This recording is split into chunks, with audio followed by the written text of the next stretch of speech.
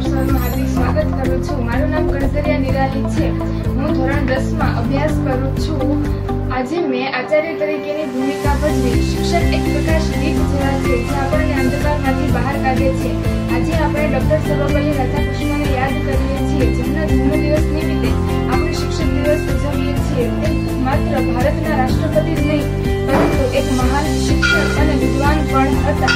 તેમણે ગાંધીજીની યાદમાં આપણે ગાંધી જયંતિની રજા રાખીએ છીએ। સરદાર વલ્લભભાઈ પટેલની યાદમાં આપણે શાળામાં સરદાર જયંતિની રજા રાખીએ છીએ। પરંતુ ડોક્ટર સર્વપલ્લી રાધાકૃષ્ણની યાદમાં આપણે શાળામાં રજા નહીં, પરંતુ શિક્ષક દિવસ તરીકે ઉજવીએ છીએ।